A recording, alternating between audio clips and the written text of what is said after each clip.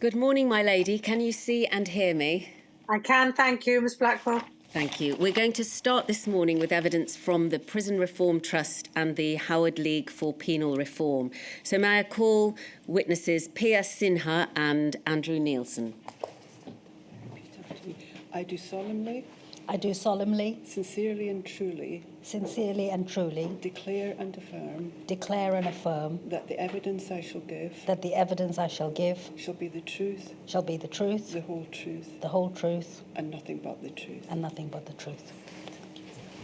Just repeat after me. I do solemnly, sincerely and truly declare and affirm that the evidence I shall give shall be the truth, the whole truth, and nothing but the truth.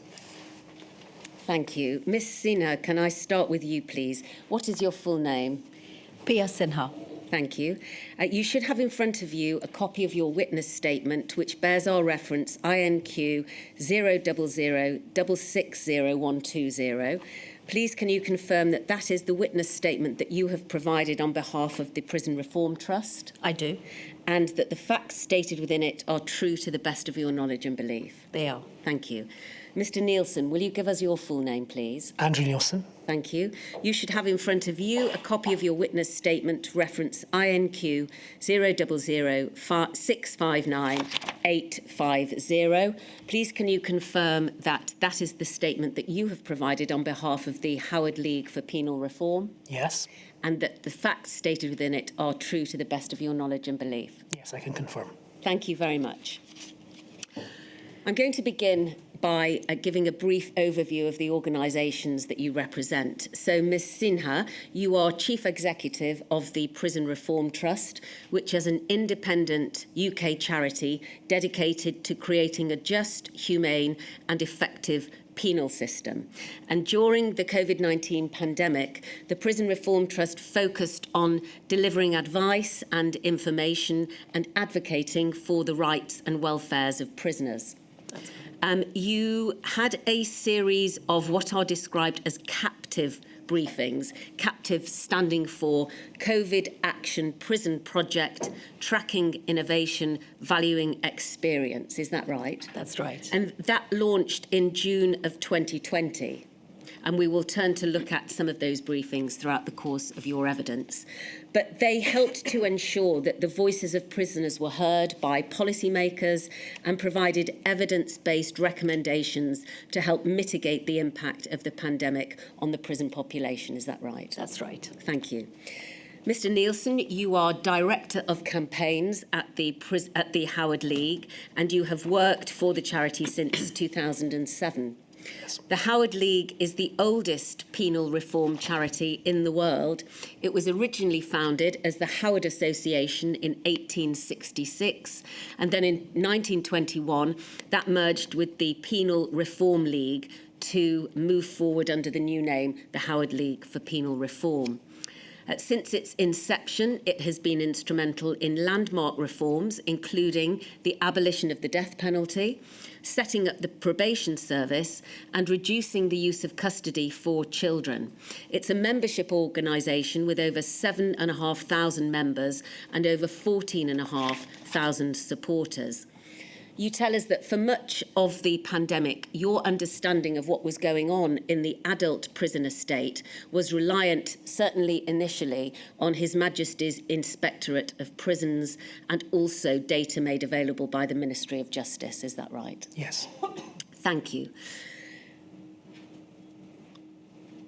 I want to begin by discussing in general terms, the impact of the pandemic on prisons and covering three areas: overcrowding, measures introduced to mitigate risks, and prison population and capacity. I'm going to come to you first, Ms Sinha. You tell us at paragraph 9 in your report that as the pandemic struck, the prison estate in England and Wales was operating at almost full capacity with significant levels of overcrowding. And you tell us that almost 70% of prisons in England and Wales were overcrowded. That's 84 out of the 121 prisons that made up the prison estate. and that nearly 18,700 people were held in overcrowded accommodation, which equates to more than a fifth of the prison population. Is that right? That's right. Going into the pandemic, overcrowding was something which had broadly been present for a long time, hadn't it? That's correct. You tell us for the last 20 years. And that had had an impact on all areas of prison life, including efforts to address the causes of offending. And we'll turn to look at that in a moment. But you go on to tell us at paragraph 11 that inspectors have repeatedly highlighted the following, that prisons were dilapidated, filthy and deteriorating. And there were pest infestations, there were mouldy cells, there was poor ventilation, there were problems with hygiene facilities and also heating facilities. Is that right? Yeah. How were those conditions exacerbated during the pandemic? So there were different types of prisons within the prison estate, and the worst affected prisons that suffered from these conditions were your inner city local prisons. These are your Victorian-style prisons, and they were the ones that were most susceptible to the capacity crisis and overcrowding conditions. So when COVID hit, these poor conditions meant that people who were in prison at that time were not only facing the impact of COVID and the infection and the pandemic, but also confined to these cells and this kind of accommodation for prolonged periods of time, which made their experience dramatically awful. Yeah, so some prisons were worse than others. Correct. Those that had the worst conditions meant that people who were confined to them for long periods of time, and we will look at that in a moment, were perhaps experiencing the worst pandemic. That's right. But on top of the state of the prisons themselves, there was an issue about overcrowding. Correct. And is it right that Public Health England recommended at the beginning of the pandemic that the government should move quickly to reduce the population across the prison estate in the UK? That's right. I think that all the advice was about trying to move to single-cell accommodation. At the time, because of overcrowding, a number of single-occupancy cells were what's called doubled up. So yes. You had two people in a cell that was designed for one person, and the advice was that the best way, or one of the most effective ways in the immediate, was to reduce overcrowding so that those single cells that were meant for one person were in fact given to just one person rather than two. And in order to achieve that, it would have meant a reduction of the prison population by about 16,000 inmates. Is that right? That's correct. Did that happen? No, it didn't. I think that there were attempts made to address the overcrowding crisis by introducing some early release schemes. Yes. There were two types of early release schemes that were proposed. Could you explain what those were, please? Yes. So one was an early release scheme that looked at the possibility on a risk-based basis that people who were coming to 2 months before their release point were released temporarily, and that would alleviate a number of spaces. And the other was compassionate release on temporary license. One was to the general population, and the other was for specific cohorts who were particularly vulnerable. That was pregnant women or those individuals with serious underlying medical issues. And if those schemes had been fully implemented, would that have meant the possibility of releasing up to 4,000 prisoners? That's correct. But in the event, were there only just over 300 prisoners released? That's right. What was the reason for that?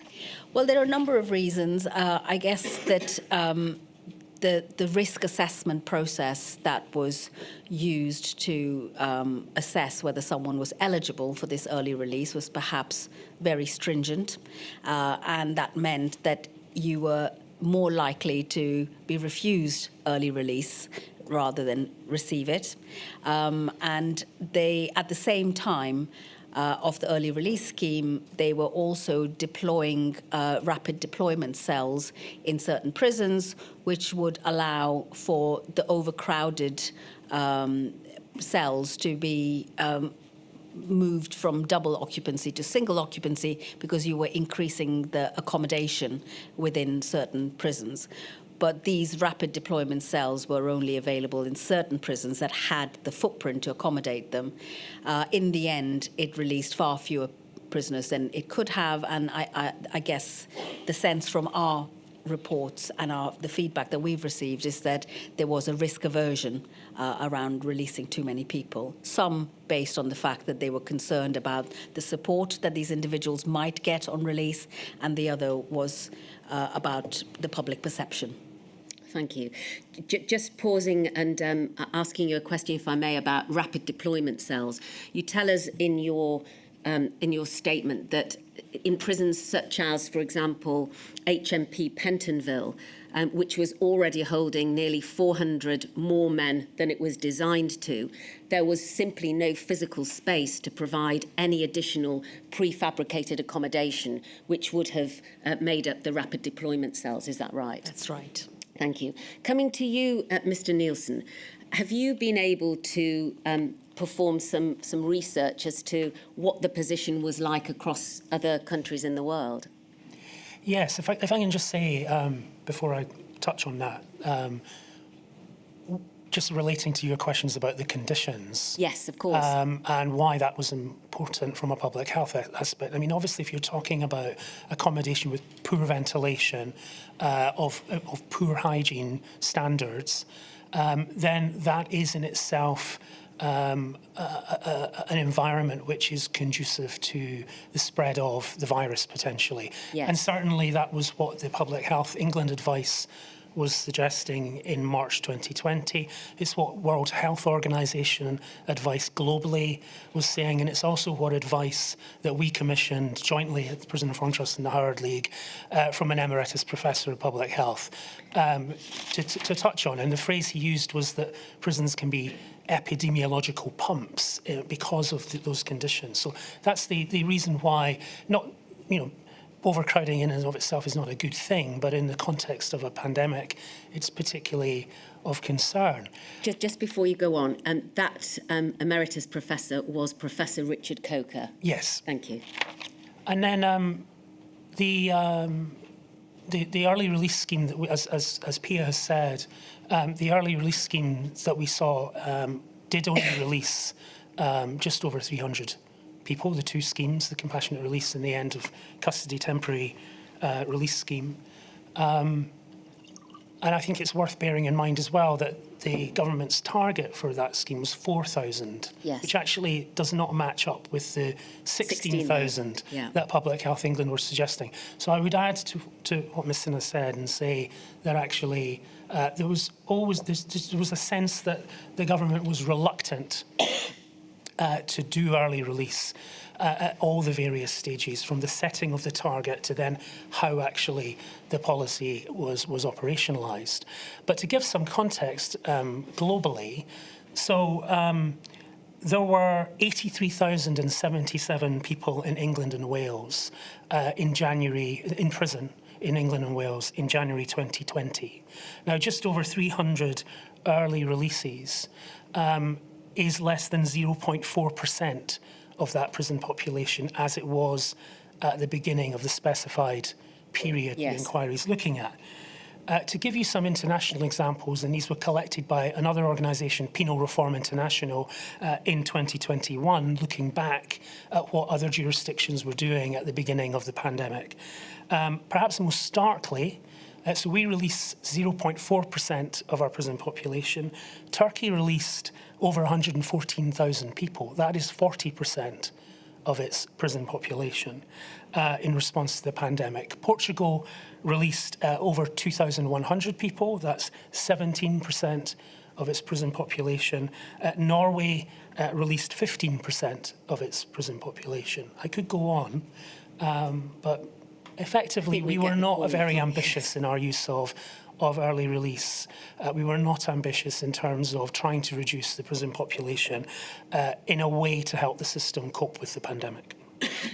So what was the impact of the level of overcrowding that really, given the figures that you've provided to us this morning, was barely touched by the early release schemes? In particular, was there evidence that you have received, Mr. Nielsen, from your research of deterioration in mood, of an increase in self-harm and suicidal ideation? And are you able to say whether those sorts of impacts are directly referable to the sort of restrictive conditions which you've described? Well, the decision in the end not to release more people early put an emphasis instead on what we saw in terms of the exceptional model that was introduced. So, yes, there was temporary accommodation added during the pandemic, but initially and for most of the pandemic, a lot of the weight was put on isolating people, in so much as you could when you had people sharing cells still. Yeah. And these extremely restricted regimes where people were spending up to 23 hours a day, if not more, in their cells with no purposeful activity and no visits. All of that did definitely impact on people's well-being. I think the sense at the beginning of the pandemic was that people, both staff and people residing in prison cells, came together in a way rather like we did in the wider community to shoulder the sacrifice. There was an understanding in prisons of the sacrifices that people were having to make in the community. And so I think there was a sense of solidarity. Yes. Everyone was prepared to do their bit. I think what we saw, and I'm sure we'll touch on this when we talk about the impact on people in prison. Yes. But what we saw was that, of course, whereas in the community, we went through relaxations of the restrictions and sometimes then tightenings again, as we will Yes. recall, in prison it just kept going. So it was a constant. It was a constant. And so that willingness to shoulder the burden and take up the sacrifice started to wane as it became apparent to people that actually there didn't appear to be much light at the end of the tunnel if you were in the prison system. Thank you. And did that have a necessary impact on prison staff, on morale and on mental health deterioration? So the question on mental health is a tricky one. At least initially, the government believed that the isolating regimes was not having a deleterious impact on mental health, and that was because of the fact that the rates of self-harm in male prisons reduced. Sorry, I was asking about staff. Staff. Yes. I mean, we saw a lot of turnover of staff during the pandemic, and so I think that coming into work as a staff member, Yes. that sense that you are going into a place where the virus might spread easily, that you yourself might spread that virus then back into the community as you leave work at the end of the day, I think that it definitely had an impact on staff morale. And of course, for those members of staff who were working because they actually believed in purposeful, busy prisons where you were taking people to workshops, to education, to whatever it might be, and none of that was happening, well, then that would also impact on your feeling that you were actually able to do a job other than literally turn a key. Yeah, thank you very much. And we will come back to look towards the end of your evidence on the mental health impact on prisoners. Coming back to you, please, Ms. Sinha. You tell us at paragraph 15 that another measure which indirectly reduced the prison population was the reduction in court sitting days. Now, that has been a bone of contention for many, and the inquiry has heard about that. Users of the criminal justice system who really did not want that to happen. It had an effect on reducing the prison population, but was that a large effect or just a small effect? mean, it had the impact of reducing around 60,000 people flowing into prisons because courts weren't sitting. But however, at the same time, there was also an increase in the number of people held in remand. So by the same effect, so people who were being remanded into custody were staying longer because they weren't getting their cases heard, and there was a build-up. So the decrease in people flowing in from the courts may have lessened the population, but the number of people that were not being able to go to court increased. So. Yeah. Thank you. And just to bring these points together, please could we look at part of the witness statement of Charlie Taylor, who will be coming this afternoon to give evidence to the inquiry on behalf of His Majesty's Inspectorate of Prisons. Thank you very much. It's INQ 000659848 for the record. When His Majesty's Inspectorate of Prisons was conducting SVs. Now, SVs stands for scrutiny visits, doesn't it? That's right. As expected, it found that it was primarily local Victorian prisons that were overcrowded, including Pentonville, Exeter and Leicester. The inspectorate noted that Preston Prison in particular was severely overcrowded, which meant that it was struggling to implement best practices in cohorting procedures. Overcrowding continued to feature in many of the prison's inspections of local prisons when the Inspectorate of Prisons returned to full inspections. Women in prison make up a very small minority of the overall prison population compared with men, and the women's estate does not therefore face the same population pressures as the men's estate. Overcrowding in women's prisons was not highlighted as an issue during the inspections or visits. And finally, immigration detention. The lower numbers in immigration detention meant that detainees could be accommodated in single rooms, usually with their own toilets and showers, which provided additional privacy and helped to curtail the spread of the virus. Thank you, we can take that down. So really, it wasn't the same picture across all areas of detention, was it? That's right. Okay, thank you very much. Mr. Nielsen, I'd like to come to you, please, to discuss prison population and capacity, and to remind you of what you told us at paragraph 18 in your witness statement. You say that the Howard League's main recommendations around reducing the prison population, including by significantly reducing the use of remand and recall and reducing the imposition of short sentences, remain features of your campaigning in the post-pandemic context and would be highly relevant in the event of a future pandemic. You say, for as long as prisons remain in their existing state of permanent crisis, those inside them will remain highly vulnerable to the shocks of another pandemic. Is that right? Yes. And at paragraph 20, you say that when it comes to the adult prison estate, the legacy of the pandemic is arguably as serious, if not more serious, than that experienced by any other public service, including schools and hospitals. What do you mean by that?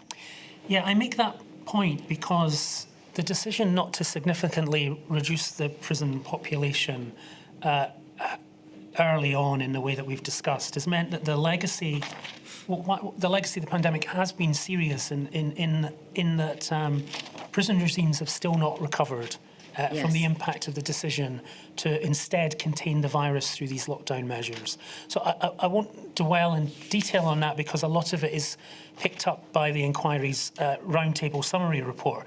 But for example, we have a staff group working in prisons now who largely do not have any experience of working in prisons before COVID, when regimes were much more dynamic and purposeful, although granted they were still pretty poor in many prisons. And as the Inspectorate of Prisons actually notes in its statement to the inquiry, some prisons continued to cohort prisoners. What does that mean? It means putting prisoners in small groups, but they were doing it, whereas previously the rationale was to prevent the spread of the virus.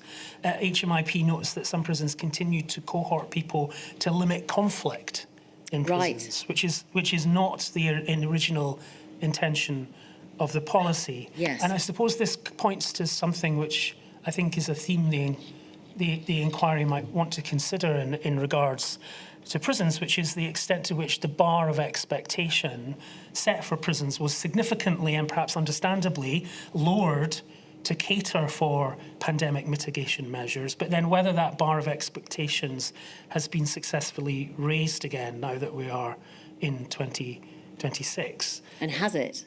I would argue no, that in too many ways the bar was lowered and we've not been able, the system just has not had the resilience to be able to go to raise that bar back again. It's been, in other words, a challenge for the estate to get back to something like normal. Yes. And of course, in the meantime, there has been an overweening focus now on prison capacity, as the current government has been facing running out of prison cells, and that's the very thing that, ironically, the pandemic did delay in 2020.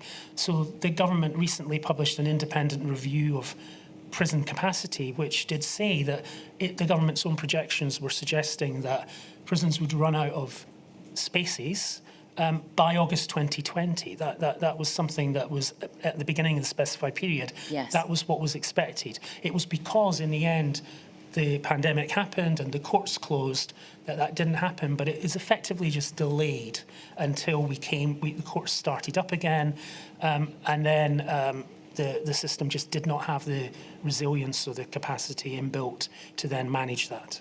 Thank you. Ms. Sinha, is there anything that you would like to add to that?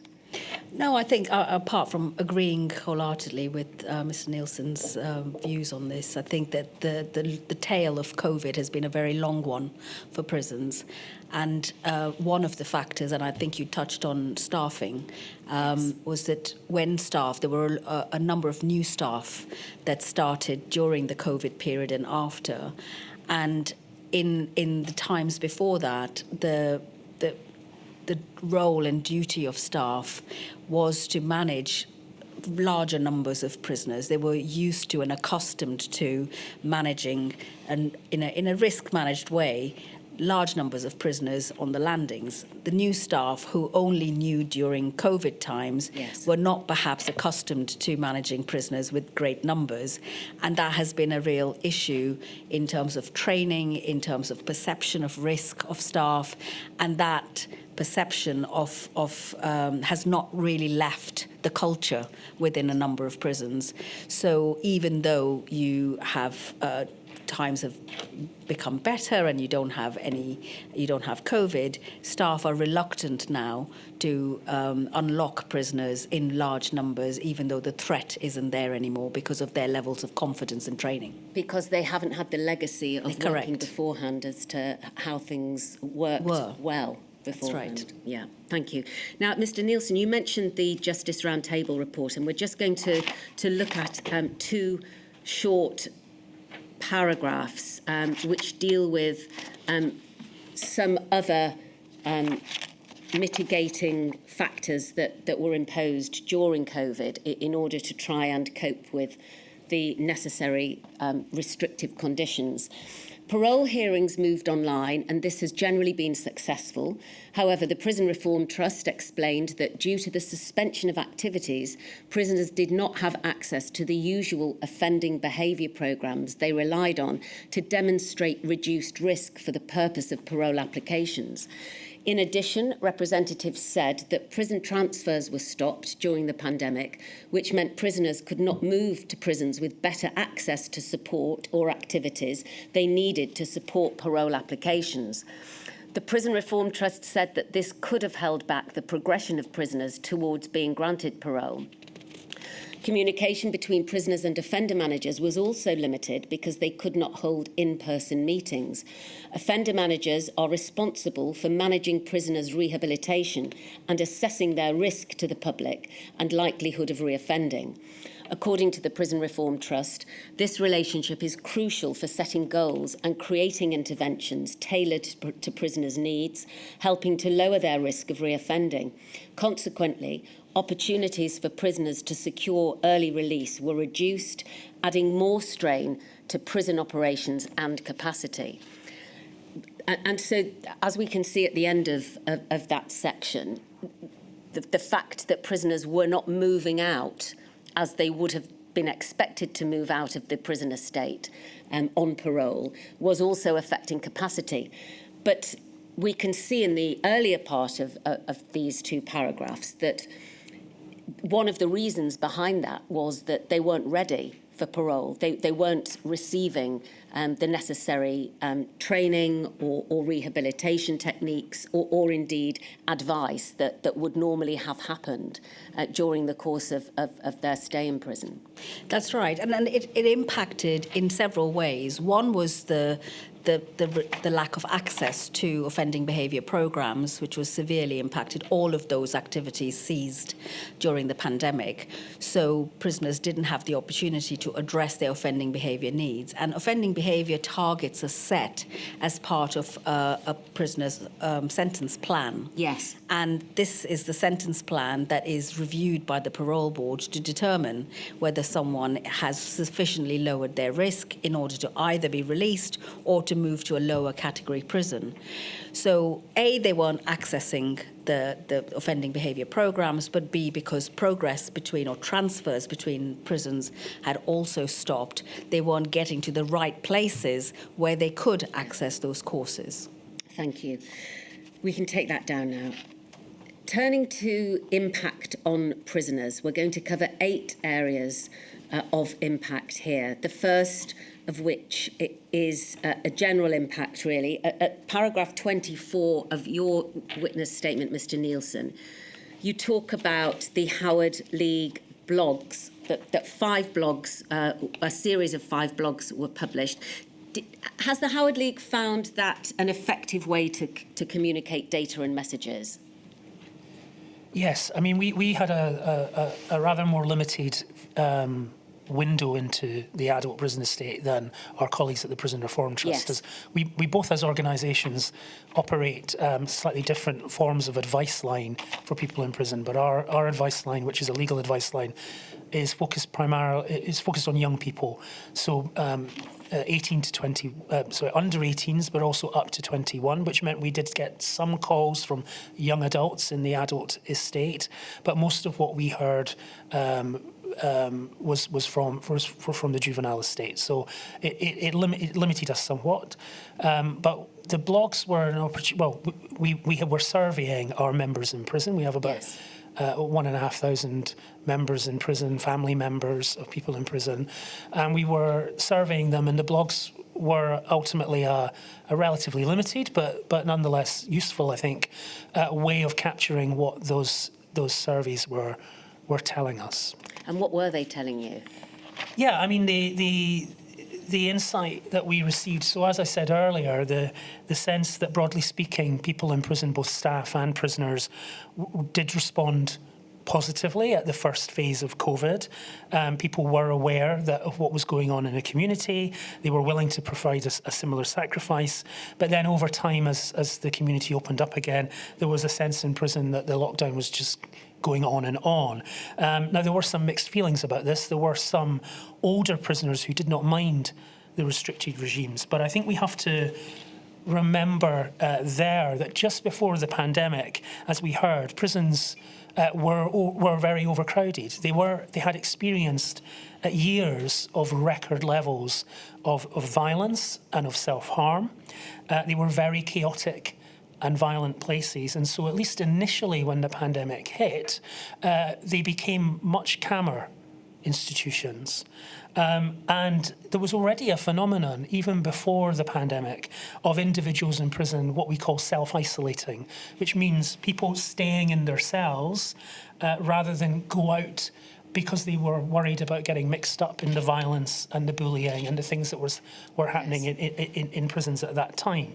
So for some people, when COVID happened, at least initially there was a sense that there was some respite from that very high levels of violence that we were seeing.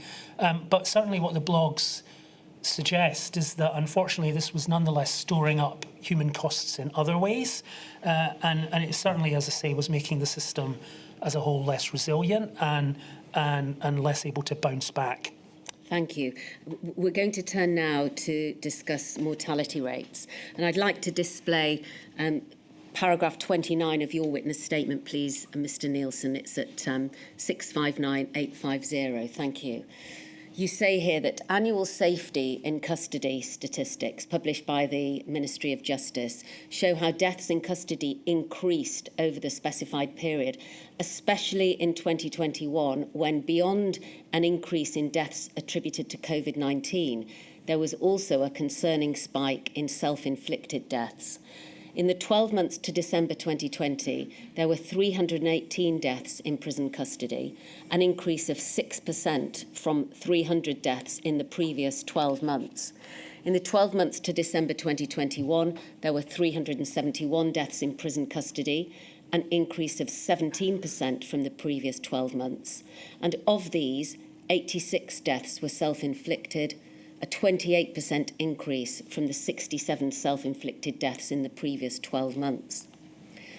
And then in the 12 months to December 2020, so moving beyond the specified period, there were 301 deaths in prison custody, a decrease of 19% from 371 deaths the previous 12 months. And of these, 74 deaths were self-inflicted, a 16% decrease from the 88 self-inflicted deaths in the previous 12 months. The figure since being revised upwards from 86, but still higher than the figures for 2020. So what do those figures tell us, Mr. Nielsen? Well, we have to be a little bit wary about interpretation. Yes. I think it's certainly, if against the backdrop of people being asked to live in very isolated circumstances, the increase in self-inflicted deaths and the timing around looking at the years and the fact that you get this the way it spikes. Yes. At the moment when the isolation's been going on for a substantial period of time, and then it drops again as prisons are very slowly beginning to open up again. I mean, I as I say, I cannot categorically say that has a direct linkage, but one would imagine that there is some linkage between the increase in self-inflicted deaths and potentially how people were feeling adversely in prison because of the very restricted regimes, the very solitary regimes that quite a lot of people were facing. And then, of course, there is the increase in actual deaths attributed to COVID. How accurate that ultimately is, we don't know. We're not obviously public health experts ourselves, so I'd be reluctant to comment on how effective the mitigation strategies were in prison, other than to say that what is true is that I don't think we saw a large amount of the sort of explosive outbreaks that we were worried we might see, and in a sense that was due to the restrictions that were introduced. Yes, thank you very much. Ms. Sinha, I'd like to turn to you, please, to talk about prison conditions and, in particular, hygiene. At paragraph 32, you tell us that prisoners frequently reported to the Prison Reform Trust a lack of access to cleaning materials, such as disinfectant and soap, making it difficult for prisoners to adhere to the COVID-19 guidelines at the time.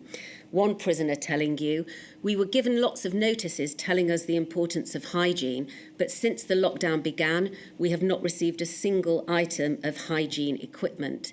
And another prisoner highlighted the risk posed by communal telephones, which were provided for prisoners to be able to keep in contact with their families, but then were shared by dozens of prisoners without there being any access to, for instance, antibacterial wipes.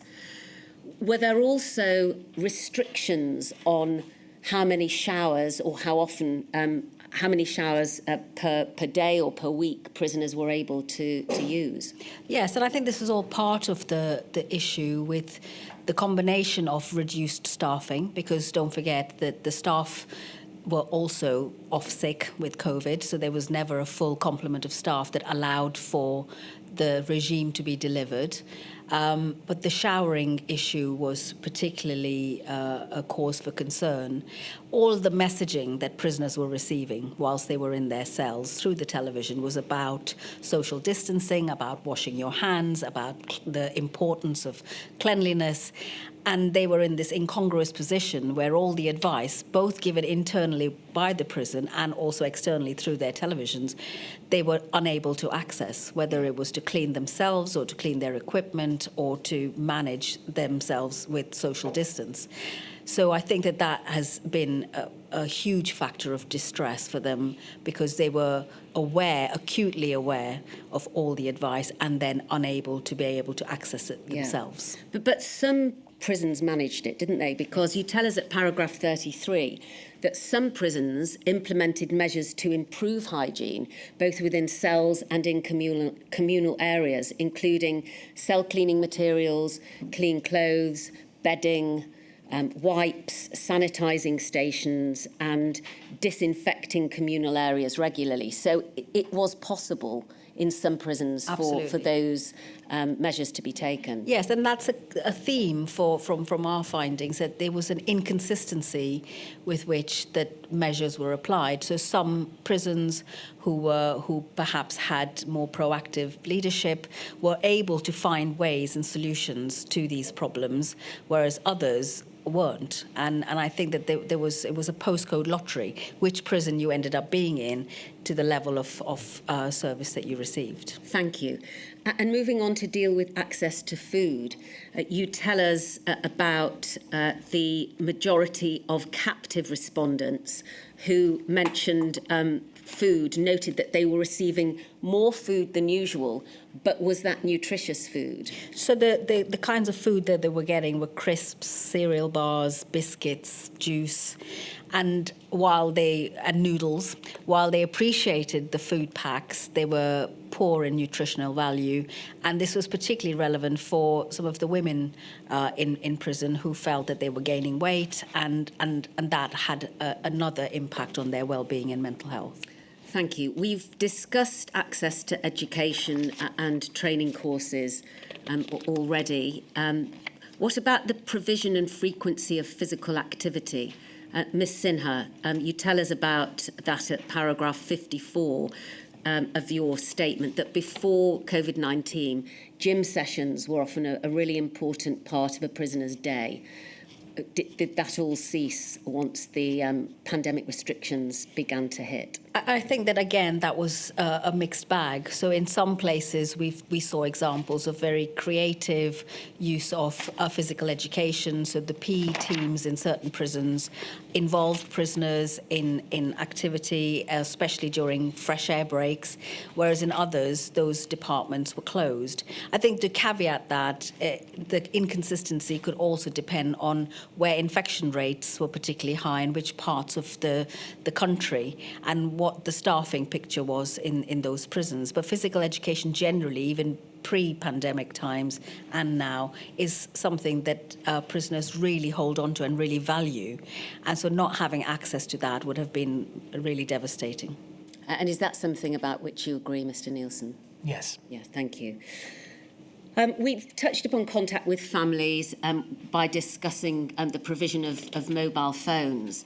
But you tell us, Ms Sinha, at paragraph 79, that the pandemic fundamentally changed the conditions under which families maintained relationships and supported loved ones in custody.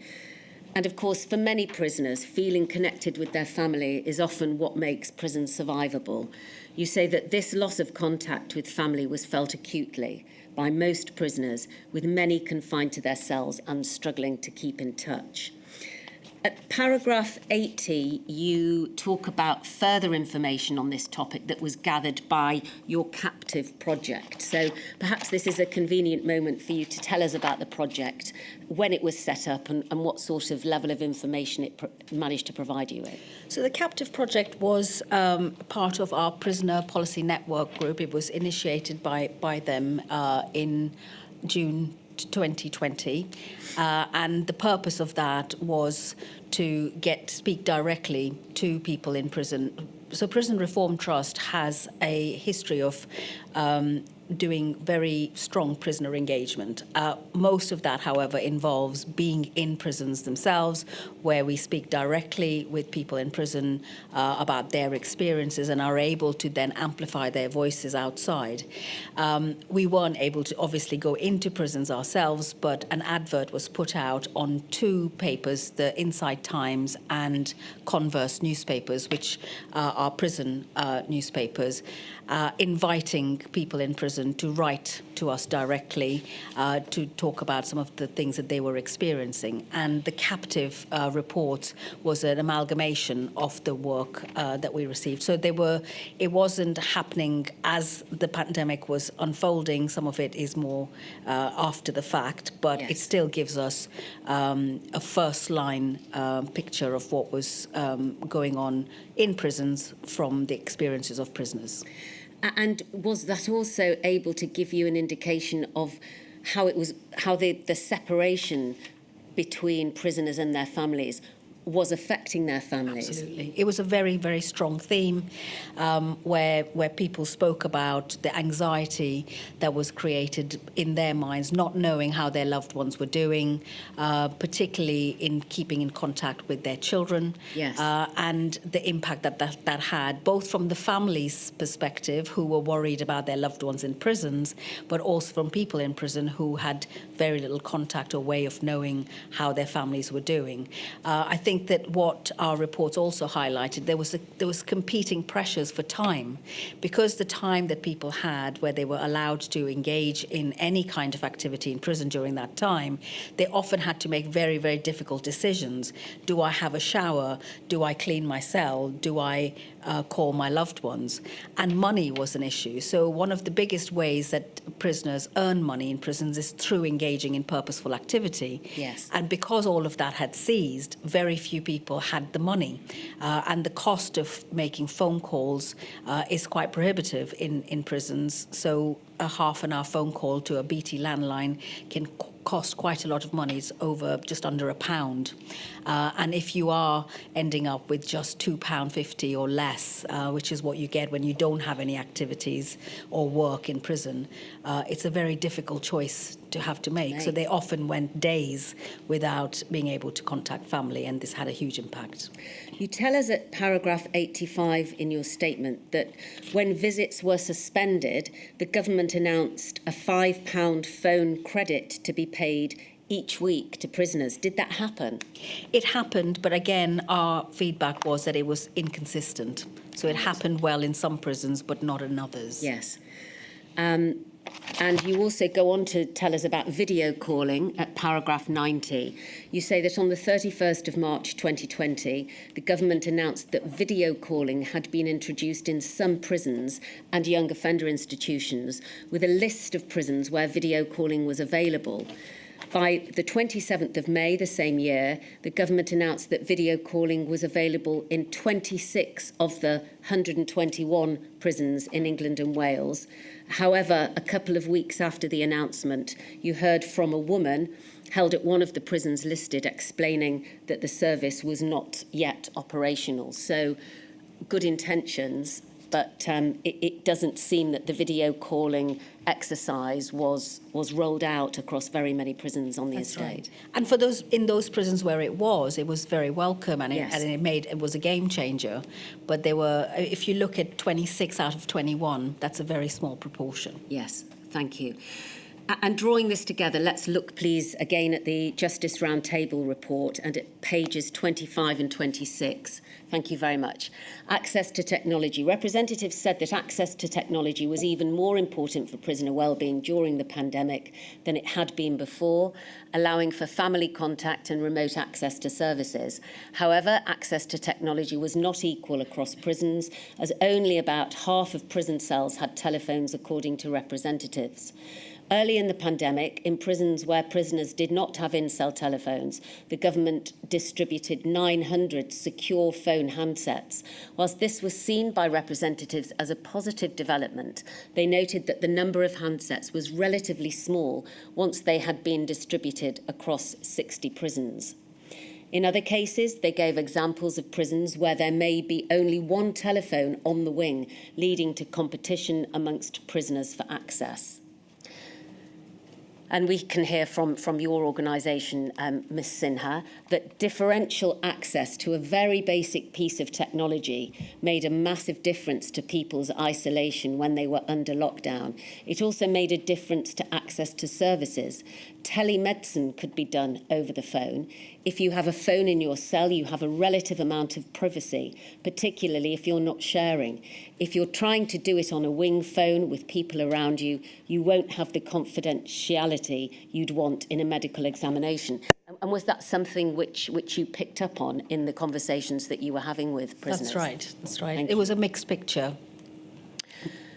And then you go on, that differential access to I'm sorry, I think I've already read that. Representatives pointed to the positive impact of introducing phones and video conferencing technology in prisons, as it allowed prisoners to maintain contact with their families.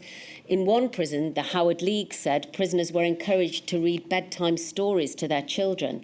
In other cases, prisoners were given extra phone credit so that they could afford to call home more frequently. While not considered a sufficient substitute for in-person visits, representatives believed that where these technologies were available, they helped to sustain connections between prisoners and their families. And then there's a final quote at the bottom. When that access to families worked, it really worked. It really had an impact on people's well-being once they could see their family members and talk to their family members. Yes, thank you very much. We can take that down.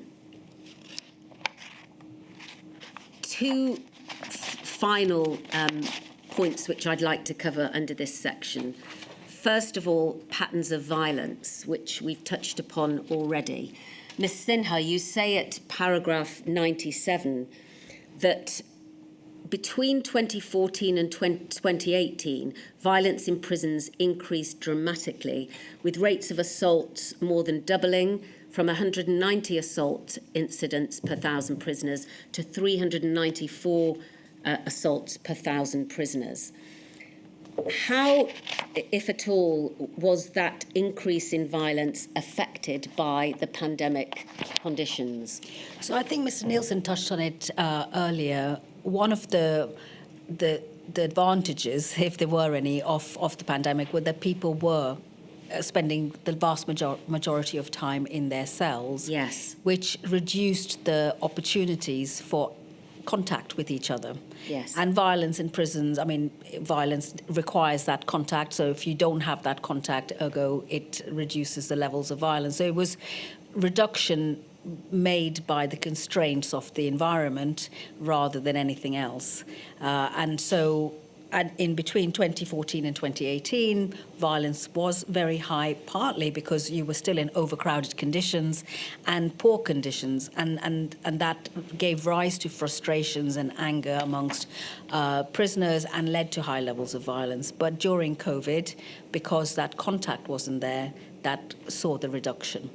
But then, as restrictions were eased, did you see that violence and tension began to rise? You tell us at paragraph 100 in your statement that the decline in the rate of assaults was not equally felt across male and female prison estates. And you say that women had started to see more tension, anger, and behavioural problems emerge as restrictions continued and then began to ease.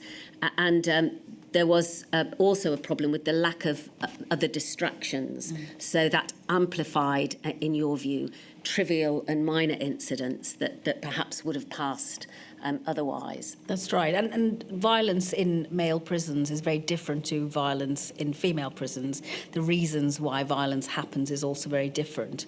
And women generally find that not having distractions, not having purposeful activity, not having access to support via either staff or other agencies or psychological support increases their levels of distress. And I think that's also seen in the levels of self-harm that was very high in the women's estate. And I think violence, the rate of decrease in violence in the women's prisons was less than in the male prisons as a result of that. Thank you.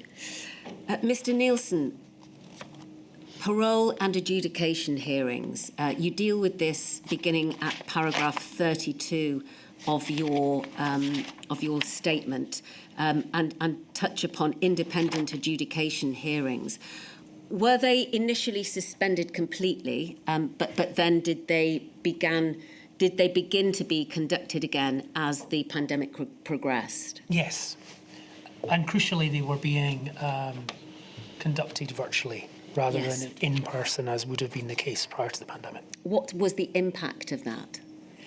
Well, I mean, it allowed the process to begin again. And on one level, there wasn't a huge impact because there weren't a huge amount of adjudications going on, because relating back to the isolated regimes, people being stuck in their cells, there were less opportunities to fall afoul of the prison rules, and therefore be awarded adjudications. For some people, I mean, I think the lack of in-person adjudication hearings, we certainly highlight some of the problems with virtual hearings in our statements. So it is difficult, for example, to view CCTV together when not everyone is actually physically in a room to look at the screen. There is an impact on procedural fairness and access to justice, particularly for vulnerable people, those with communication difficulties. So the concern that we particularly have around adjudications is that while it was perfectly understandable that there would be no in-person hearings during the pandemic, there are still no in-person hearings. That is our understanding. Even now, we're well away from the specified period.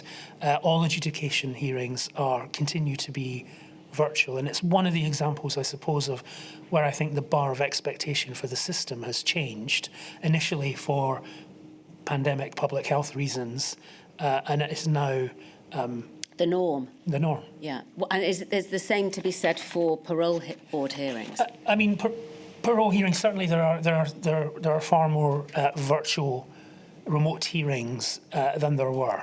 Yes. I think the degree to which that is a negative thing is perhaps not as clear as with adjudications for some people and for the process itself, which is under some pressure in caseloads and work. The move to remote has been a good thing, but it is notable that, yes, largely there has been a big shift in the way that both adjudications and parole hearings are conducted. Thank you.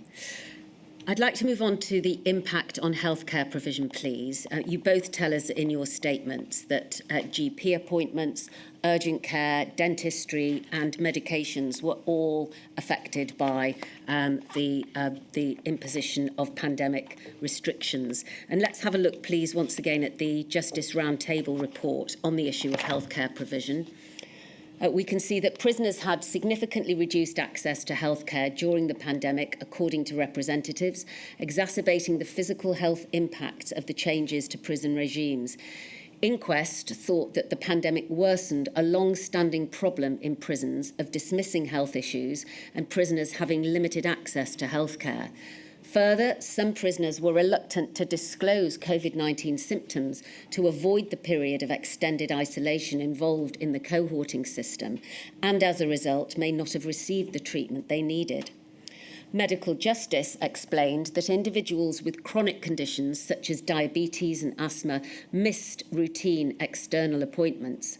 Prisoners, as we have heard, were confined for 23 hours a day and had less frequent clinician visits, all of which negatively impacted their health. The National Preventative Mechanism provided an example from one prison where prisoners with COVID-19 were only visited by healthcare staff twice during a 14-day isolation period. And they said for other medical conditions, we saw people missing appointments, lack of transport, lack of custodial staff to accompany them, and that compounded by the extra stretches on the NHS. We saw physical illness, cancers, people missing their outpatient follow-ups. So just pausing there, a reflection of everything that was happening outside of the prison system was also happening inside it. Medical Justice added that the pandemic caused delays in transferring very unwell prisoners requiring mental health support or medical treatments to hospital. They highlighted how these situations made prisoners sharing cells with unwell prisoners feel uncomfortable and worried about the health of their cellmate. Thank you. I think we can take that down now and move finally to the issue of mental health and well-being.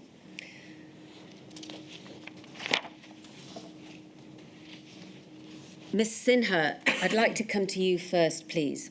For women in custody, what is your view of the most significant mental health stressors, either created by or worsened by pandemic restrictions? So I think it's just to give context. The women's population, there are a good proportion of women who come into custody with poor mental health. Some of it because there aren't suitable places for them in the community. So you do have a disproportionate number of women who already come with imported mental health issues into the prison environment. And so for them, for those individuals who already suffered with mental health, those symptoms would have become far more acute without psychological help, with isolation, without access to family, children and loved ones. So, and also access to healthcare whilst they were in custody. And the impact for women with high levels of mental health is looking for alternative ways to cope. And that often meant self-harming at high numbers and high levels. Thank you. I'd like to put up one of the blogs, please, from the Howard League's blog collection. It's at INQ000613159. Thank you very much. And just look at what we can see here in terms of the mental health consequences of imprisonment during the pandemic. If we can go to coping strategies, please, at page 3. Thank you. And just highlight the first 3 paragraphs. Thank you very much. A few people, all older, told us that they had not minded the restrictions or had even preferred the relative calm of lockdown, and that reflects very much what you've already told us, Mr. Nielsen. As one put it, I have felt no pressures from the restricted regime. I am retired and can cope with more isolation. However, most people found the pandemic very difficult. Several people described how they or others in their prison had coped with the loss of social contact and meaningful activity. One man described prison as a living nightmare and explained that keeping himself busy was a crucial part of staying well. Lockdown had made this much harder, though not impossible. Pre-lockdown, I used to be out of my cell all day, doing a wide variety of purposeful and leisure activities. Therapy, IT tutor, Shannon Trust mentor, prison band guitarist, prison choir member, Christian fellowship groups and services, gym, football, weekly family visits, all stopped. So does that reflect, Mr. Nielsen, one usually very active prisoner's reaction to having had all of that taken away? Yes, absolutely. I mean, there's no doubt that purposeful activity has a rehabilitative purpose, but it is also actually a way of finding a productive use of your time in custody, and to have that stopped is in itself going to be detrimental to most people's mental health. Thank you. Could we replace this, please, with the guidance from the Ministry of Justice entitled Safety in Custody Statistics, England and Wales, Deaths in Prison Custody to June 2020, Assaults and Self-Harm to March 2020. Thank you. And if we could highlight the table. We can see the figures there. They speak for themselves, I suppose. In the 12 months to June 2020, we've already looked at this, I think. But if we move down to self-harm incidents reached a record high of 64,552 in the 12 months to March, up 11% from the previous 12 months. And moving down through this table to assaults, There were 31,568 assault incidents in the 12 months to March 2020, down 8%, which is, again, what we've already seen because of the isolation factor. And then assaults on staff decreased, presumably for the same reason, that there was less contact between prisoners and staff. And then finally, the number of serious assaults on staff decreasing by 5% over the relevant period. So do those statistics which we see collected from the Ministry of Justice reflect, Mr. Nielsen, your experience from the messages that you were receiving? Yes. I mean, I made the point in my statement that self-harm in custody shouldn't be seen as a straightforward barometer of mental health. And I stressed that in part because the initial drop in self-harm rates in men's prisons, in the male prisons in particular, was seen by some in government as proof that the exceptional delivery model, the restricted regimes, that wasn't detrimental to people's mental health. I think the picture is rather more complicated. And it comes back to that point that we've been making about that prisons were in a very bad way prior to the pandemic. There were these new records each quarter in levels of violence, and that included self-harm. This had been developing over many years, and one of the new phenomena that we were seeing in that pre-pandemic period was a rise in male self-harm at that time. So just to provide a bit of context, yes, please. Self-harm is an issue for all prisoners, but there's always been a gender disparity.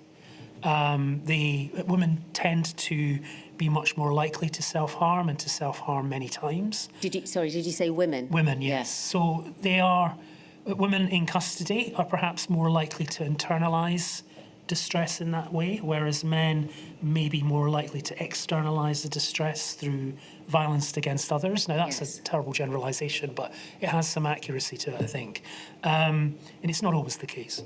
But what we saw in the pandemic is actually the gap between the genders narrowing. And I think that says something about how bad things were in the overcrowded male estate before COVID. So in a way, we started to see things revert back to something like the situation as it was before. Thank you.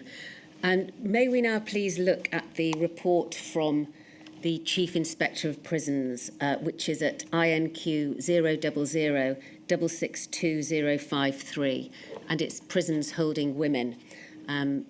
We can see that this report was concluded on the 19th of May of 2020.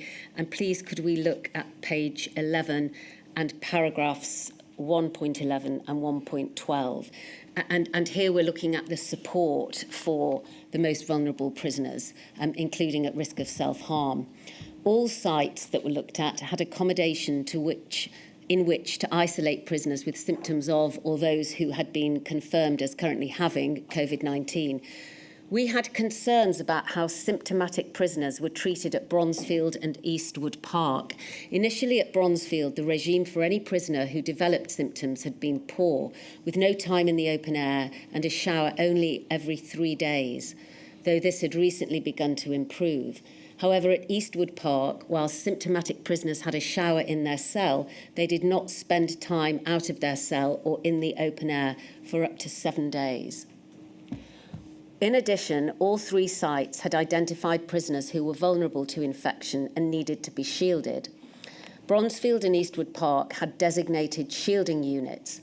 At Bronzefield, most prisoners who had been asked to shield for medical vulnerabilities had agreed to do so. These prisoners had in-cell showers and daily access to time in the prison's gardens. At Eastwood Park, cells on the shielding unit did not have in-cell showers, which made prisoners living on other units more reluctant to move to this unit. Around half of the prisoners initially identified had declined to shield. The lack of in-cell showers made it more difficult to deliver a consistent regime for these prisoners. Managers at Eastwood Park planned to move shielding prisoners to a unit where prisoners had a shower in their cell. So, Ms. Sinha, it may seem like an obvious answer to this question, but what sort of impact did having to live in such restrictive conditions, particularly in relation to hygiene for women, have upon their mental health? Well, I think that, it's particularly important, and I know that it is a generalization between men and women, but for women who are experiencing either, on their period, etc., the access to cleaning themselves, having access to clean underwear, clean clothes, becomes vitally important to their mental health. And in certain modern prisons like Bronzefield, where you have in-cell showers, it's a lot easier. But in older prisons like Eastwood Park, where this facility wasn't available, and the fact that they weren't able to access showers for days would have been very detrimental to their mental health. Yes, and it rather looks as if in Eastwood Park, those prisoners who did have a shower were then not allowed out of their cell for up to 7 days. That's right. And I think that it led to quite a lot of underreporting of symptoms as well, because it felt like a punishment to be symptomatic and be isolated. Thank you. And finally, just to complete this topic, at the Justice Roundtable event, there was discussion around vulnerability, isolation and mental health. The roundtable event heard that the fear of COVID-19 transmission and changes to prison operations during the pandemic had profound negative consequences for prisoners. Inquest explained that prisoners are a vulnerable population with higher rates of mental health problems than the general population, and they discussed how the limitations on prisoner support and increased solitary confinement increased anxiety, depression, self-harm, suicide and unavoidable deaths. Prisoners feared that risk of transmission posed by staff coming in and out of prisons and not wearing PPE, and that representatives thought that this worsened the anxiety amongst prisoners and reinforced their perception that it was not important to protect them from COVID-19. Yes, thank you. Finally, turning to lessons learned, and coming to you first, Ms. Sinha. What lessons can we learn from the experience of the prison estate during the pandemic, and how might things be improved for the next civil emergency?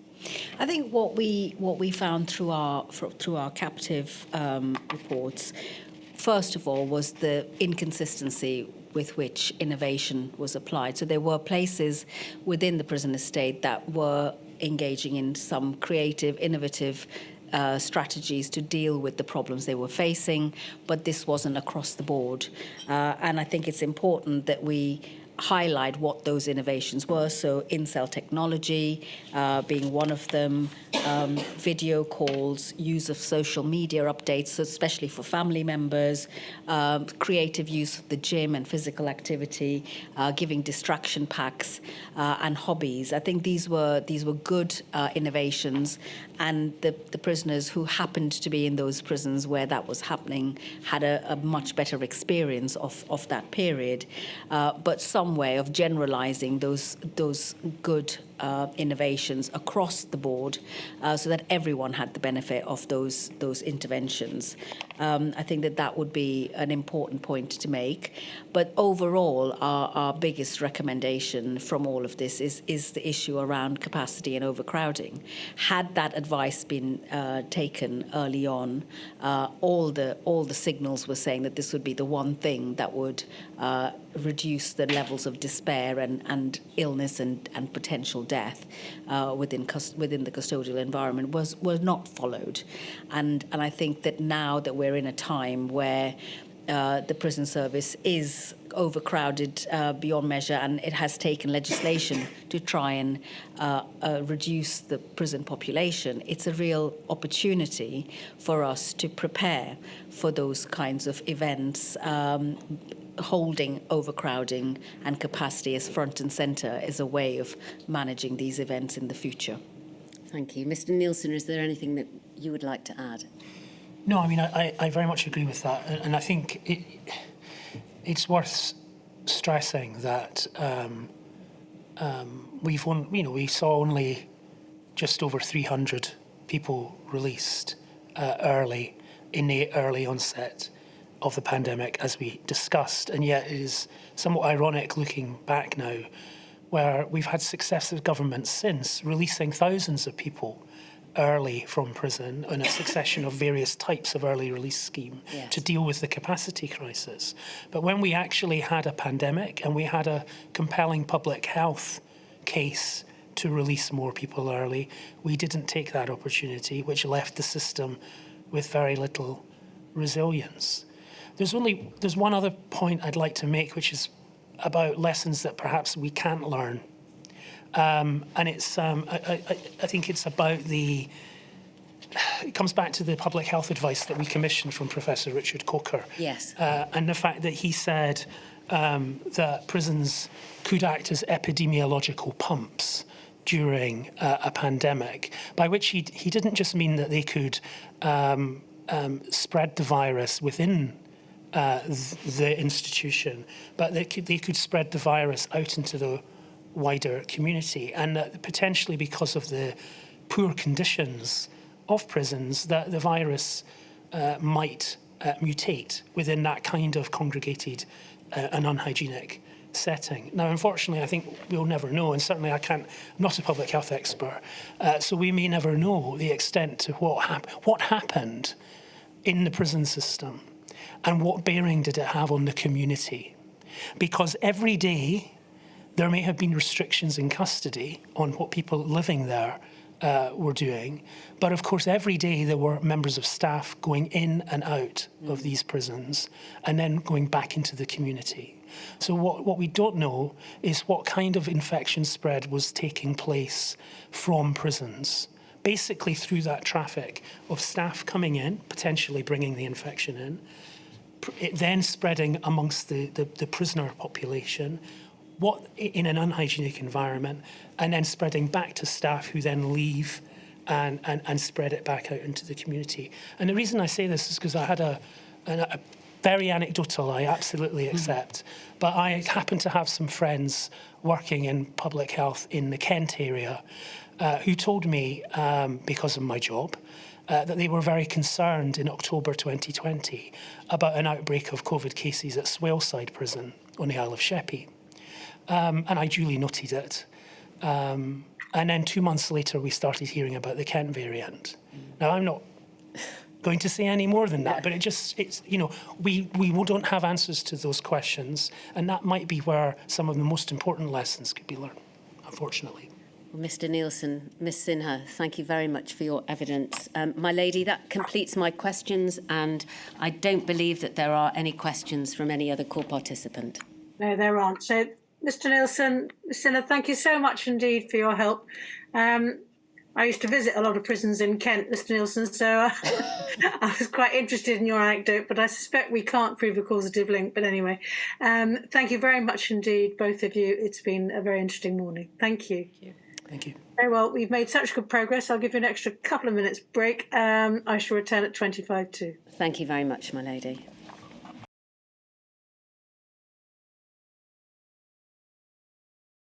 My lady, can you see and hear me? I can, thank you. Thank you. The next witness is Christopher Minnock, who will be giving evidence on behalf of the Legal Aid Practitioners Group. May he be sworn, please. I do solemnly, I do solemnly, sincerely and truly declare and affirm that the evidence I shall give that the evidence I shall give shall be the truth, shall be the truth, the whole truth, the whole truth, and nothing but the truth. and nothing but the truth. Will you give us your full name, please? Christopher Minnock. Thank you. Mr. Minnock, you should have before you a copy of your report, which bears our reference INQ 000660080. Can you confirm that that is the document that you have provided on behalf of the Legal Aid Practitioners Group? On screen at the moment? No, do you have a hard copy? I haven't brought a hard copy with me. Right, OK. Well, we can rectify that, please.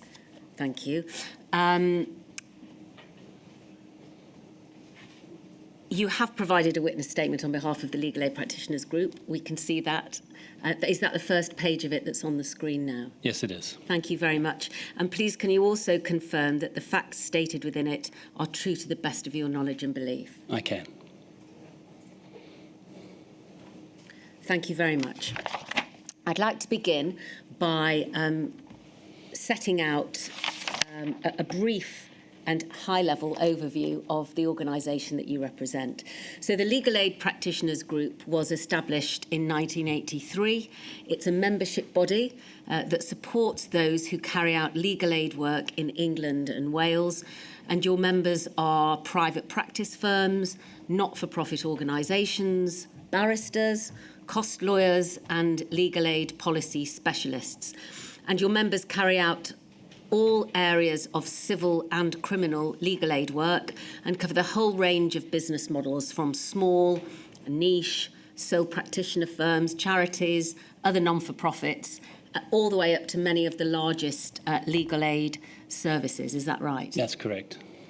Now, during the course of the pandemic, the Legal Aid Practitioners Group undertook 3 significant pieces of research, which, amongst other themes, considered the impact of COVID on the legal aid sector and on access to justice more generally. Is that right? That is right. The first of those was the Legal Aid Practitioners Group Mental Health and Wellbeing Survey, which was published in October of 2020. Did that gather data from 420 legal aid practitioners and support staff? Yes, it did. Thank you. Secondly, the Westminster Commission on Legal Aid inquiry into sustainability and recovery of the legal aid sector, which was published in October of 2021. Was that a cross-party initiative formed by the All-Party Parliamentary Group on Legal Aid, which was the precursor to the APPG on access to justice? And did that run a series of evidence sessions and also conduct research? Yes, that's correct. Thank you. And finally, the Legal Aid Practitioners Group Aid Census, Legal Aid Census. What was that? So that was a research project that we conducted. We outsourced the actual collection of the data and the analysis of the data to a group of academics who all had experience in the field of socio-legal research. And it was a collection of 5 surveys of existing, former and prospective legal aid practitioners and organisations and chambers that carry out legal aid work. And there were 1,839 individual respondents to that, were there not? That's correct. And also 401 organisational respondents. Yes. So a fair selection of those people that use your organisation. Yes, and described by the academics as the largest survey of its kind in the history of the legal aid scheme. Thank you.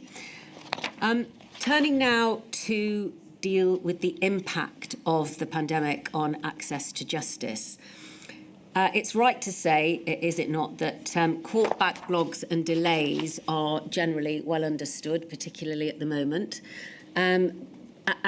But describe to us, if you would please, what the position was going into the pandemic and how, if at all, that position was affected by the restrictions imposed during the pandemic. Of course, yes. So it's a really important context, isn't it, to understand that the pandemic exacerbated existing problems within the justice system. So there were backlogs across the civil and criminal courts pre-pandemic, and then the restrictions that were placed in terms of stopping some proceedings, slowing down the progress of other proceedings as restrictions were put in place on public health grounds have exacerbated those backlogs, both in terms of the volume of cases, but also in terms of the length of time it takes for those cases to pass through the system. And those are implications that we're dealing with today. Announcements this week from the government in terms of measures to try and redress that. So is it right that the backlogs that existed going into the pandemic have been extended during the course of the pandemic? Quite considerably, particularly in the criminal courts. Thank you. Let's look at the impact on specific vulnerable groups, please. So the first group is housing and homelessness. You tell us at paragraph 10.1.1 in your statement that all housing possession action in England and Wales was suspended from the 27th of March of 2020 in a move which was designed to prevent a potential wave of homelessness that could have resulted from lockdown measures. And you go on to say that while this significantly reduced the demand for legal advice on housing and homelessness issues, it also fundamentally weakened the financial resilience of the housing legal aid provider base, as no specific government financial relief measures were introduced to offset the loss of income. So what sort of reports were you getting from those practitioners who would have ordinarily been employed in this area of law? So I suppose there are two broad categories. There are those that were furloughed and Yes. the legal aid provider base, in the absence of targeted financial support, relied heavily on furlough to retain its staff and to work on the basis that, of course, those staff would return once volumes of work picked up. And then there were those that maintained their work in the office. And they had an existing caseload going into the pandemic, so those clients needed ongoing assistance.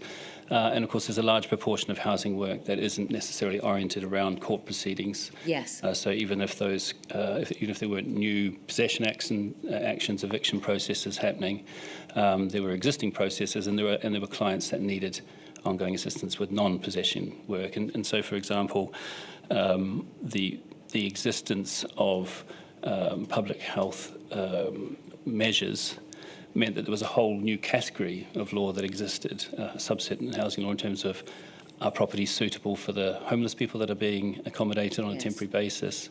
Are people in existing accommodation, in suitable accommodation that meets their needs on medical grounds, for example? Could I just ask you to slow down a little down, bit with yes. your delivery, I did please? anticipate you'd say that not at at some all. stage. Don't worry, it's easily done. And all of those people needed advice. And Yes. of course, we're talking about a provider base that's traditionally always lacked capacity to meet demand. And that was only exacerbated again by the pandemic. Thank you. And you go on to tell us in your witness statement that the number of housing legal aid provider offices commencing work from 2019 to 2020 and 2020 to 2021 fell by 19% and has remained at this level since. That's correct. Why is that? I'd say the primary reason is because within the legal aid sector, there's no resilience. There's no financial resilience. Yes. Organisations operate in a very financially precarious manner. And when you have any disruption to your income, a number of organisations will fall as a result, or within an organisation, they'll have to lose staff or withdraw from housing legal aid work and take on other forms of work. And of course, there was an enormous shock financially because of the pandemic, because of this immediate disruption to the flow of cases. And so providers had no choice but to withdraw. And the Law Society have performed and presented analysis demonstrating that by October of 2023, 44% of the population in England and Wales did not have a housing legal aid provider in their local area. That's correct. And has that figure remained constant since the pandemic has passed? It has. It's actually gotten slightly worse since the last analysis that was carried out by the Law Society. And one of the things that the analysis misses, and this is not a criticism of the analysis itself, is the existence of a housing provider in your local area doesn't mean they have any capacity to take on cases. So it kind of hides the fact that even if people do have a housing legal aid lawyer in their area, they don't necessarily have the ability to get advice from them because they don't have capacity. Thank you. The second topic, safeguarding and support for victim survivors of domestic abuse. You tell us at paragraph 10.2.1 in your statement that the lockdowns necessitated by the pandemic created what you describe as a perfect storm for domestic abuse victim survivors, and that is something about which the inquiry has heard evidence already during the course of this module. you describe it in these terms: avenues for escape were closed off by the restrictions placed upon refugees and on family members left able to support them. This, coupled with an increase in the types of stress that exacerbate domestic abuse situations, resulted in huge increases in those seeking support, which led to a significant increase in demand on domestic abuse support services and on legal aid providers in relation to protective measures. Did this particular problem touch not only, well, did it touch criminal cases, civil cases, and indeed family cases? It's mixed, and this is one of the issues we're trying to generalise about the legal aid scheme, because it is quite complex and it does deal with a whole wide range of legal issues. So in the criminal sphere, there was an actual reduction in demand in some respects because of the fact that the police weren't arresting as many people. There were different types of crimes happening, but there was a reduction in some crimes because people were locked at home. But of course, some of those crimes were then hidden because of an increase in domestic abuse. Yes. In housing, there was a reduction because there was a stay on possession proceedings. But some of the analysis that the government has carried out since shows that although the demand in some areas may have been slightly lower, because of a high proportion of legal aid staff being furloughed, the demand was concentrated on a smaller number of people. So caseloads went up, stress levels went up, well-being went down, and we may come to that later in the evidence, I'm guessing. Yes. Pausing to just reflect upon the court situation. Yes. As we know, and as the inquiry has heard, there was initially a cessation of all cases when the courts were closed. There was then a mitigation introduced across all of the sectors, I think, so that there was a shift to remote hearings, which in itself would have then increased the demand for legal aid. But did the remote hearings make it significantly harder, in your view, for domestic abuse victims to access all sorts of legal support, not only the hearings themselves, but also access to legal advice in preparation for those hearings? Yes, categorically it did, yes. And would you agree that the lack of timely access to legal support would also have been exacerbated again for those with mental health needs or learning disabilities? Absolutely. And is it fair to say, therefore, that the idea of remote hearings, whilst welcome by many, was for other victims of domestic abuse a deterrent in pursuing protective orders against their perpetrators, perhaps? Yes, I would agree. Thank you. I'd like to have a look, please, at the Women's Aid report, which the inquiry has seen before. It's the Shadow Pandemic Shining a Light on Domestic Abuse report from October of 2021. And please, could we have a look at page 45 and paragraph 7.1.2, which deals with courts or CPS. And it says that the pandemic and the need for social distancing have had a notable impact on the work of courts. The move to remote hearings has limited the support available for victim survivors, both from formal support workers and informal support networks. Domestic abuse services have not been able to be present for remote hearings and therefore only being able to offer support before and after a hearing. The increased need for support whilst cases are delayed also has implications for services that offer support whilst waiting for or going through trial. Similarly, with short notice for cancellation of cases, including the day before or the day of the trial, and dates for new trials being set arbitrarily, some victim survivors will be left attending court alone and without support. This not only has a huge impact on the victim survivor, including their ability to attend at all, but also impacts the evidence they can provide, therefore having ramifications for the outcomes of trials. So there seem to be several issues highlighted here. The first is that it wasn't just the formal support that deteriorated and diminished during the course of the pandemic, but informal support, which for people such as victim survivors and those with learning disabilities and people who were vulnerable in society would have been a really important level of support and type of support that they needed wrapped around them throughout the whole process. Correct, and the excerpt here is in the context of the criminal courts. Because there's a really important element in the civil courts of victim survivors as well, and that's the ability to obtain protective orders. And these processes sometimes run parallel. And so you've got a range of different impacts that are affecting people at the same time. And I think people possibly underestimate the role that legal practitioners play in terms of supporting people through those processes. And so a notable example in this context is that if you have a remote hearing, the client has to be somewhere. They have to be somewhere to be able to access it. They can't be at home in these contexts often. So where do they go? And so practitioners, in our experience, were required to facilitate access for their clients to remote hearings, Yes. Which means providing a physical space, which means providing technology, along with legal advice and emotional support. So it was a very, very difficult set of circumstances. So in that example, the legal practitioner would have been taking the role that would ordinarily have been taken by an informal support worker, so that they would have been providing that level of emotional support as well.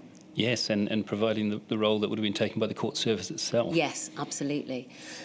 The second point, I suppose, to make is that in this example that we see on screen, there is a reference to the cancellation of cases at short notice. Is that something which your surveys have also thrown up during the course of the pandemic?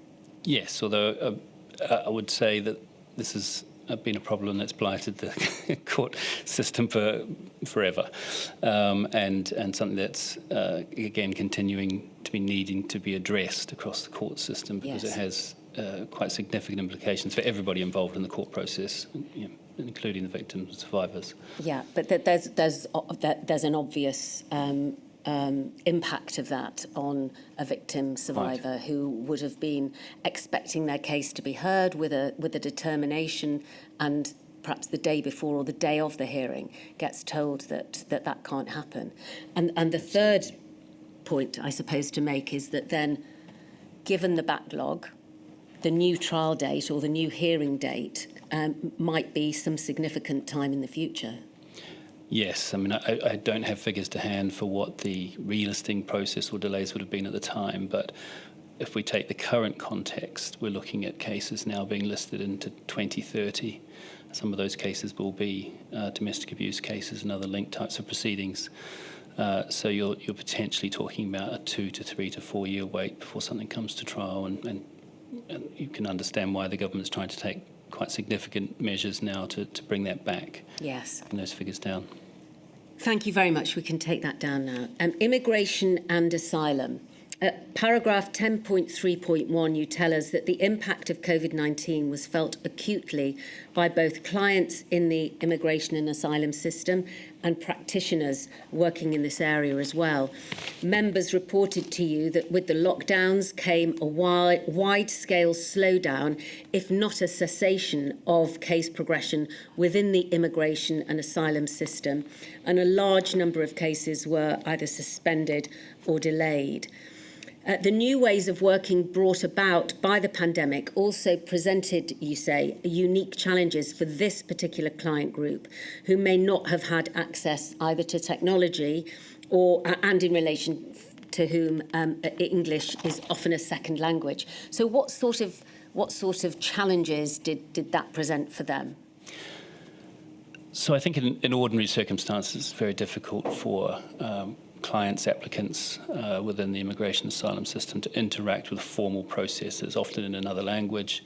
We're talking about a cohort that doesn't understand, may come from a country that has a very different system or no system, who may be very wary about interacting with public services anyway, and Yes. may be a victim of torture or other forms of inhuman or degrading treatment, hence their need to apply for asylum here or fleeing persecution. So it's by virtue of being in that system, you're bound to be vulnerable in one or more ways. And so when you then think about first instance decision making by the Home Office being delayed or slowing down considerably, you need that decision. You then need to try and challenge that decision. If you disagree with it, you need advice to do that because immigration law is incredibly complex. Slow down. And it's very difficult to access advice anyway with the lack of capacity across the system. So again, it's another perfect storm, and I think it highlights that if we talk about the legal aid system in particular, it is a safety net that is designed to try and assist vulnerable people, either vulnerable with a big V in terms of something that's recognised maybe in legislation, or vulnerable because of the very nature of their legal problem. Thank you. Next, those in prisons and other places of detention. The inquiry has just heard from representatives of those who were in touch with prisoners and prisoners' families during the course of the pandemic.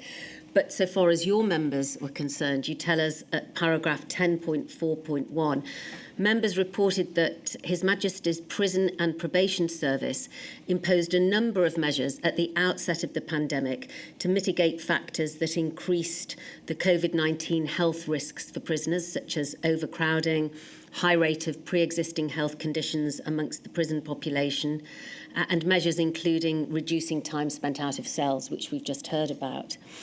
You go on to say that while your members understood the need for these measures, they reported significant impacts on prisoner well-being and also on the ability of prisoners to access legal advice. What were those particular challenges? I think there's, one of the issues with looking at the impact on the justice system is that it's almost a misnomer to call it a system. It's more of a collection of different systems that interact with each other, and the prison service is a classic example of that. The interaction between getting advice and what that might mean for your ability to successfully apply for parole or release. It's absolutely vital that you have access to legal advice to do that successfully. And within the prison service, after many years of a lack of investment, choosing my words very carefully here, there was a very uneven distribution of the resources that would be required to facilitate access to legal advice. And so our members would have difficulty in reaching their clients, long waits for telephone interviews, or some prisons not having the ability to facilitate remote interviews, or if there was the ability to contact, it might be in a public space where a prisoner would have access to a telephone, which is not the space in which you want to conduct an interview with a client and hear very sensitive information and impart legal advice. Of course, we were in and out of lockdowns, but some of the pressures that were placed on the prison system, or some of the choices they made, meant that prisoners were often restricted in the ways that the general population were not. And so the impact was greater in the sense that some of those difficulties in accessing advice lasted longer and had a greater effect. Thank you. Let's look, please, at the report from the Criminal Justice Joint Inspection, which is dated, thank you, January of 2021, and look at page 18 and paragraphs 311 through to 313. In fact, we can just look at the first two of those paragraphs, I think. The first beginning, thank you very much, at the foot of page 18. And this report found that, in particular, since the initial lockdown ended, it remains the case that the majority of prisoners have continued to be subject to a highly restrictive regime. This has lasted many months without respite. It has had serious adverse effects on their physical, emotional and psychological well-being and on the prospects of effective rehabilitation. Short scrutiny visits conducted by, as it was then, Her Majesty's Inspectorate of Prisons from April to July 2020 raised concerns about the potential medium and long-term effects of isolation and the lack of meaningful human interaction, including the loss of social visits. Inspectors were told by prisoners that the absence of access to open space, exercise and human contact was having an adverse effect on their well-being and leading to anxiety, deterioration of their physical health, and increased mental health problems. So if we consider that there was a lack of practical facility for these prisoners to have a meaningful interaction with their legal representatives, coupled with the mental effect of the lockdown conditions within a prison, that would have led to a pretty bad experience for them. It did indeed, yes. And the stress that the inability to properly represent their clients had upon your members needs to also be remembered, does it not? Absolutely, yes. And actually, the data shows that the number of lawyers that deliver prison law legal aid services has declined dramatically. And all areas of legal aid involve stressful work, vulnerable clients, and highly complex cases. But we also have to acknowledge that has the potential to create vicarious trauma for the practitioners themselves. Yes. Did your representatives and your members report that there was also a difficulty with prisoners being able to access the requisite training and education that their sentencing plans would have had written into them in order for them to be ready to be released, and that in itself also was a sense of frustration, not only for the prisoners but also for the practitioners? Yes, and some of the issues you've just highlighted are actually outside of the scope of legal aid for prison law work, which is unfortunately quite restrictive now, but that particular point is crucial because Yes. Progression towards probation, for example, is a key element. Thank you. People affected by the operation of the justice system. You tell us at paragraph 10.5.1 that your members reported significant issues by those affected by the criminal justice system. The pandemic intensified existing strains on practitioners already struggling after more than a decade of fee cuts, falling prosecution rates, and a declining provider base, undermining public access to advice and their experience of the criminal justice system. And you go on to say that the most significant impact on those affected by the operation of the criminal justice system, and by that we mean defendants, victims and witnesses, has been, as we have already referenced, the large increase in court backlogs and delays in listing and hearing trials. For your practitioner members, you describe at paragraph 10.5.3 that the pandemic was a stressful period laden with risk to their own health. Tell us about that and the sorts of pressures that they felt going to visit vulnerable clients and people who may well be infected. Yes, I mean, practitioners, particularly in areas like criminal defence, practice not in their offices often, or more often than not, they practice in police stations, in Yes. cells, in custody suites, and in magistrates' courts.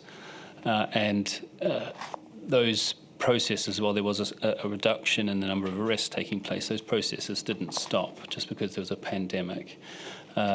Members of ours and the Law Society, for example, very quickly had to try and negotiate new protocols to try and strike that balance between ensuring that people who've been arrested or charged had access to advice without compromising on the public safety or public Yes. health, but that wasn't always possible. And so they were putting themselves at risk by going into those environments. And with the best will in the world from the police force and others, those weren't safe environments. Thank you. Let's look at some of the figures that you provide in your statement, please. And if we could have a look at page 15 and 16 and to paragraph 24. Thank you very much. So your mental health and wellbeing survey, you say, provides another useful insight into the impact of the pandemic on legal aid practitioners. 420 responses to the survey were obtained between the 29th of June and the 4th of September 2020, and responses represented a cross-section of the sector in terms of types of practices, levels of experience, roles and areas of legal aid specialism. And the key findings were that 60% 20% of respondents experienced changes in their working patterns or hours. Over 30% had experienced a reduction in their income or the income of someone in their household. 79% of respondents had experienced stress. 66% were having difficulty switching off from work. 59% were having difficulty sleeping or had disrupted sleep patterns. 46% had experienced mood swings or sudden outbursts of emotion. 41% had financial concerns.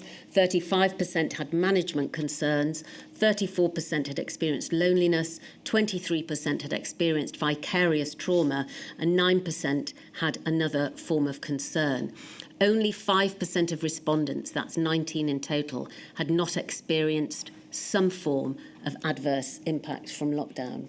Correct. Yes. Thank you very much. I suppose those figures really speak for themselves.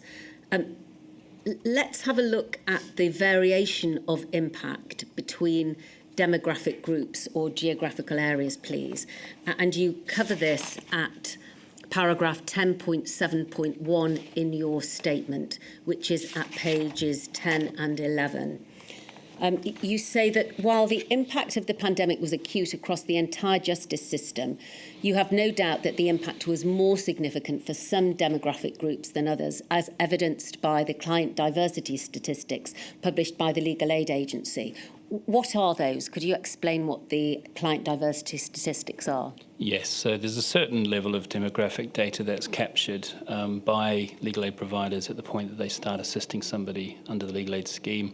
It's not the full range of protected characteristics, for example, but it gives us an indication of some of the demographic and variable impact on clients. I would say what's really important about this data is that it only captures those who are able to access advice. Right. And we know, although there's limited research on it, that there are a lot of people that can't access advice, so there's no data about them. We don't know the demographic profile of the people we have, but you can only measure what the data that you've got at hand, and so that's what the legal aid statistics presented here are designed to do. Thank you. Let's have a look at them now. So 58% of clients who received legal aid in civil representation matters are female. Across family legal aid matters, females make up 55% of civil representation cases, 82% of domestic abuse cases, and 68% of legal help cases. What are legal help cases? Legal help, very generally, is advice prior to court proceedings commencing or in situations where there won't be litigation. Thank you. Females are also overrepresented in the categories of housing, debt, welfare benefits, and inquests. Yes. In immigration cases where ethnicity is recorded, 84% of clients are from an ethnic minority background. In other civil legal aid matters, clients from an ethnic minority background make up 29% of the client base where ethnicity is recorded, but only make up 18% of the population as at the 2021 census. Perhaps an important point there, where ethnicity is recorded. That isn't always the case, is it? No, it's not mandatory to record this information, so there are big gaps in the data. Would it be helpful if more data was collected on this and lots of other areas? I know we're going to come to that. We are. It's a perennial problem for the inquiry to hear about. Specific categories are legal aid are designed to support clients who have a recognised vulnerability, such as victims of domestic abuse, children, those without immigration status and with no recourse to public funds, those in poor housing, those with a special educational need, and those with adult social care or other health and disability issues. And the Law Society Legal Aid deserts analysis demonstrate dark variations in access to legal aid services, with particularly poor access for those in rural areas and in regions such as Wales and the southwest of England. What does that mean? What do we see from that last point? Well, it sort of comes back to the point that we were saying earlier, that there's a very variable spread there's different experiences depending on where you are in the country, and your ability to access legal advice varies depending on where you are in the country. And that's what the Law Society research was designed to show. There's a high reliance in the legal aid scheme or in social welfare or advice generally on face-to-face advice because the clients are vulnerable, the cases are complex, often because advisors need to understand local context and local situation to be able to tailor advice. And so when face-to-face advice is compromised, that it particularly affects people in areas where that's the only way of accessing specialist services.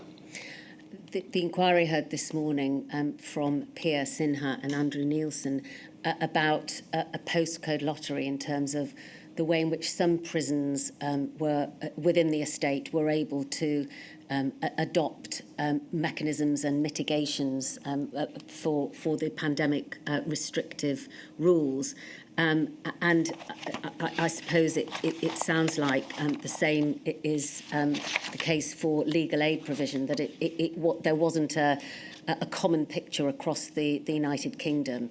It would depend upon lots of factors as to how well focused and how well what the coverage was like in a particular area. Yes, very much so. Yeah. All right. Thank you. You may have already answered these questions, but I'm asked to pose them to you in any event. Do you agree that for some, the pandemic caused huge delays for victim survivors, first to find legal support, as solicitors, you've said, were over capacity, and that legal aid applications were often processed too slowly? And the effect of that is that some victim survivors of domestic abuse were making their applications to court, for example, for non-molestation orders, without legal representation. That's correct. And was that a feature that came up time and again with your members, something that they were particularly concerned about? They were particularly concerned about it. Their service is orientated around the people that they are assisting, so they might not have had complete visibility over the people they weren't assisting, if you understand what I'm trying to say there. But they're all very well plugged into their local courts and into their local networks, and so they would be well aware of where the gaps are. And they're also, although this is, again, not something that's systematically recorded in terms of data, they're all routinely turning clients away because of a lack of capacity. And you can imagine for a family lawyer turning somebody away when you know that they're at risk. Absolutely. It doesn't bear thinking about. No, quite. The domestic abuse group have told us of one example where a child custody case was delayed for over 2.5 years. Is that a unique situation, or again, does that chime with some of the information that you were getting from your family practitioners? I probably can't say categorically that that's something that we have heard from our family practitioner members. Delays of that extent, certainly delays, or cases not being able to progress as a result of delays, not just in family but in other areas as well. That's one of the consequences that we have to keep reminding ourselves, is that often if a case in any context experiences delays, it can lead to the failure of that case, the failure of that case to actually reach conclusion for a variety of reasons. Across all manner of cases, civil, criminal and family, of course. And finally, there was a lack of bailiffs or enforcement officers available to serve orders, of course, during the pandemic. And in the case of non-molestation orders, would this have had the effect that the perpetrator of domestic abuse could deny having been served with the order, and therefore try and scupper that important part of the preparation for the hearing? Yes. Yeah. Thank you very much. So finally, I'd like to turn, please, to lessons learned and recommendations.